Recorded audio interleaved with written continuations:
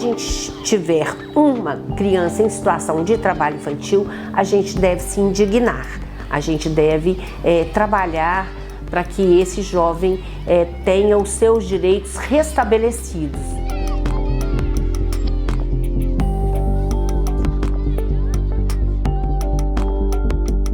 Dados de 2022 da Pesquisa Nacional de Amostras a Domicílios, a PNAD, mostram que no Brasil, cerca de 1.900.000 crianças e adolescentes passam por situação de trabalho infantil.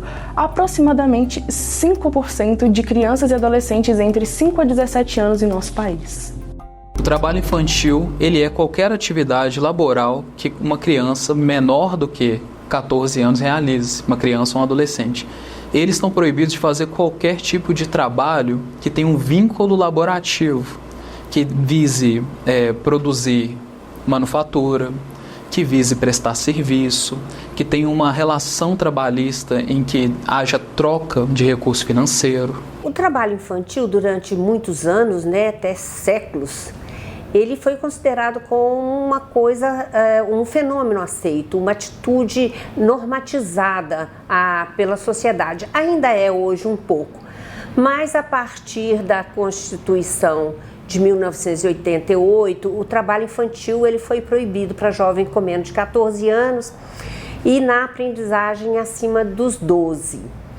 Mas aí nós tivemos uma emenda de 2000, que levou a idade para 16 anos e jovens para aprendizagem a partir de 14. Por trabalho, entende-se toda prestação de serviço. Então, por exemplo, o estagiário tem essa limitação de idade também, que é 16 anos. Um trabalhador comum, igualmente. Então, a partir do 16, a jovem pode trabalhar, desde que respeitados algumas condições de trabalho. Aos menores de 18 anos são vedados os trabalhos em atividades insalubres, perigosas ou no horário noturno. Com isso, a gente foi caminhando na sociedade, criando essa cultura de enfrentamento ao trabalho infantil. E começou com isso vários estudos a respeito dos malefícios do trabalho infantil. Então, foi constituído, inclusive, uma comissão quadripartite, onde tem representantes dos empregados, dos empregadores, da sociedade civil organizada, de entidades internacionais e elencar, então, essas atividades onde jovens com menos de 18 anos não podem trabalhar e por que eles não podem trabalhar. Então, lá tá dizendo que vai ter lesões ósseos musculares, vão ter problemas psíquicos, emocionais, sem a gente não falar ainda no insucesso estudantil, Porque o que a criança tem que fazer é estudar, Primeiro ela vai brincar, estudar e trabalhar, quando crescer, que é um slogan que a gente sempre usa. Então, normalmente as crianças e os adolescentes que começam a trabalhar fora da idade prevista, eles levam muito ao abandono da escola, a evasão escolar e um insucesso à escola. A gente não é contra o jovem trabalhar, a gente acha saudável que eles trabalhem, que eles sejam produtivos, que aprendam uma profissão, Mas a gente trabalha para que eles trabalhem com todos os direitos trabalhistas e previdenciários assegurados. Então, a gente tira do trabalho infantil e põe no trabalho protegido através da aprendizagem e através das entidades de formação profissional que são cadastradas no Ministério do Trabalho. O estado de Minas Gerais é o segundo com mais casos de crianças e adolescentes em situação de trabalho infantil. Só na Grande Belo Horizonte, quase 12.000 meninas e meninos se encontram nessa situação. O aumento de 35% em relação a 2019. A gente vinha numa redução histórica do trabalho infantil. Minas Gerais é um estado que tem um número grande, mas em termos quantitativos, não qualitativos, porque como é um estado muito grande, a gente tem uma população muito grande e, portanto, em termos numéricos, temos um grande número de trabalhadores nessas condições. Então, a gente vinha num caminho bem favorável de redução, mas em razão da pandemia houve uma majoração que a gente consegue ver a olhos nus, né? Houve um aumento da pobreza de maneira geral e um aumento do trabalho infantil que a gente pode ver nas ruas e em demais atividades. Em Belo Horizonte, após a pandemia, o trabalho infantil ele teve um crescimento devido ao despreparo dos responsáveis, né, que perderam o emprego. Então, eles passaram a utilizar desse local de vender as coisas em sinais, nas ruas, nas portas de empresa, e as crianças e os adolescentes tiveram que fazer isso até para levar o sustento para casa. A pandemia ela traz uma realidade à tona de que não existe para o brasileiro uma segurança de que ele vai ter amparo suficiente para garantir a renda e a segurança alimentar de sua casa. E nessa hora da extrema vulnerabilidade, as crianças entram em cena. Os adolescentes entram em cena. Os pais, muitas vezes, exigem que eles componham a renda. Afinal de contas, você já é da minha altura, você já dá conta de carregar peso, você tem que trabalhar.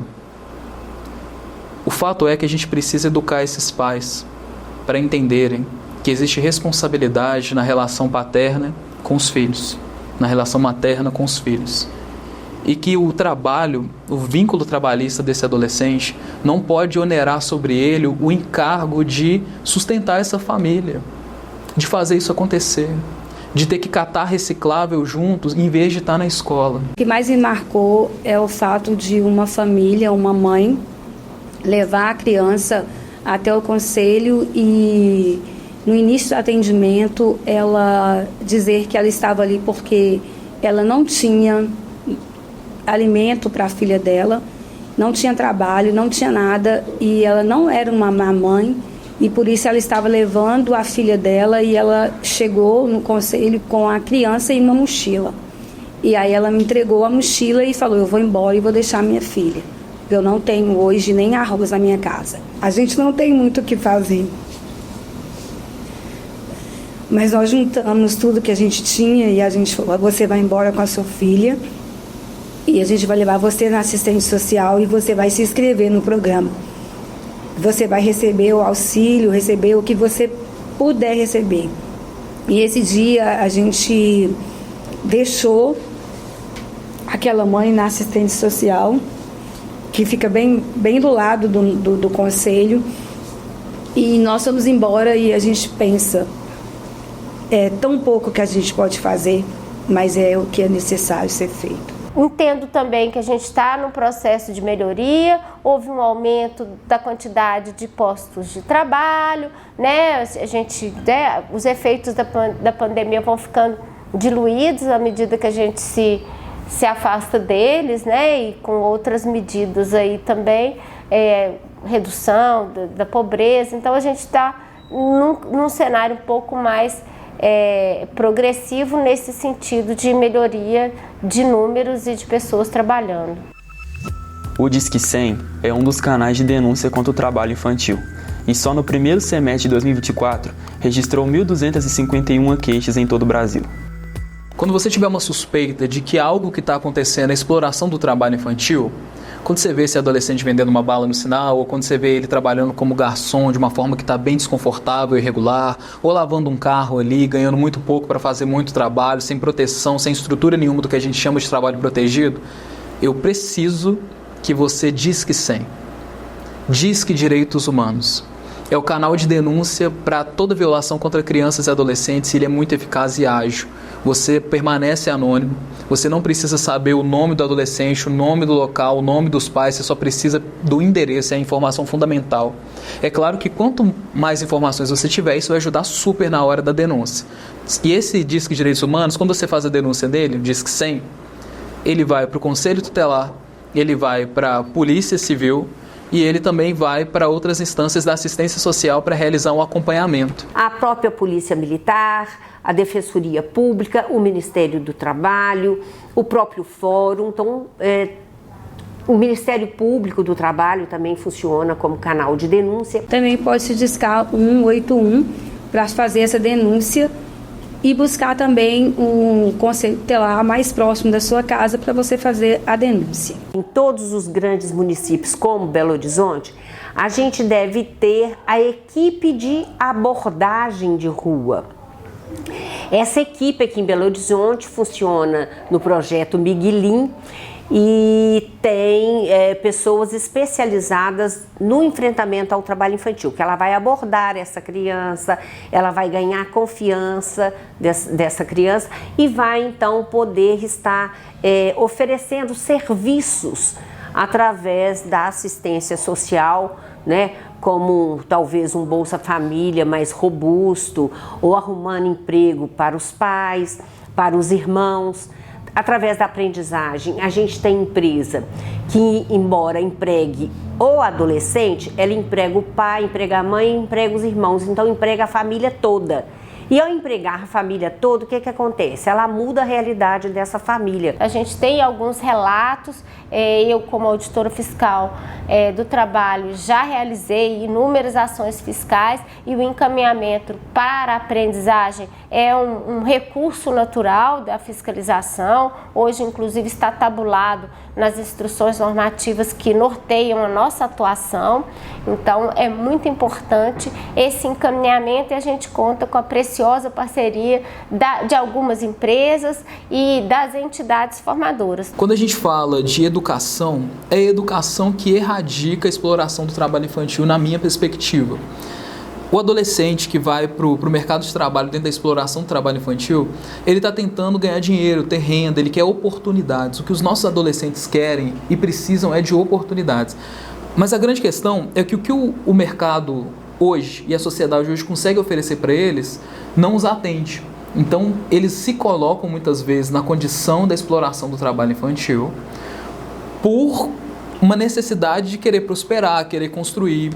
A gente sabe que os adolescentes hoje, eles têm acesso a uma gama de informações que faz uma diferença muito grande naquilo que a gente chama de empreendedorismo. Garantir que haja uma lei da educação que vai fomentando ele, não só para ser mão de obra trabalhista, mas para exercer raciocínio crítico, uma capacitação formal, curso técnico, faculdade. A gente precisa que os jovens de hoje tenham instrução. E garantir essa instrução é garantir para ele direito de acesso à educação. A aprendizagem muda a vida. A aprendizagem cria e realiza sonhos. Então, vocês estão na idade de sonhar, vocês estão na idade de crescer. Estudem e agarrem essa oportunidade como aprendizes, como se fosse mesmo a tábua de salvação. Depois vocês vão lembrar dessas falas quando vocês estiverem mais maduros, mais adultos e saber que vocês agarraram essa oportunidade. Todo conselheiro tutelar espera que as crianças e adolescentes eles tenham de fato uma vida sem direitos violados, que todos os direitos deles estejam sendo garantidos, que a criança e o adolescente tenham um desenvolvimento sadio, tranquilo. Isso é o que o Conselho espera. Esperamos também que a sociedade compreenda o papel do Conselho Tutelar, que é o de zelador de garantias de direitos de crianças e adolescentes. Trabalho infantil não é frescura, não é coisa de gente que quer impedir o seu filho de entrar na vida do trabalho. Pelo contrário, é de gente que está preocupada em que ele se capacite o máximo possível e ele seja criança pelo maior tempo possível, que ele curta a infância, que ele brinque muito, que ele se divirta, que ele se capacite, que ele faça cursos técnicos, que ele aprenda a escrever bem, ele aprenda todas as matérias na escola, aprenda a fazer as operações matemáticas necessárias para que quando ele entrar no mercado de trabalho, haja ali as melhores oportunidades disponíveis para ele. É dever de todos nós, de toda a sociedade, da família, do Estado, garantir direitos de criança e adolescente. E para que o futuro dessas crianças eles sejam um futuro brilhante, nós precisamos fazer a nossa parte. Precisamos estar atento, precisamos respeitar, precisamos ouvir, escutar, que é o mais importante, e estarmos dispostos a lutar para que essas crianças e esses adolescentes sejam o futuro que todos nós desejamos, que é um futuro brilhante, um futuro onde todas as pessoas tenham os seus direitos reconhecidos.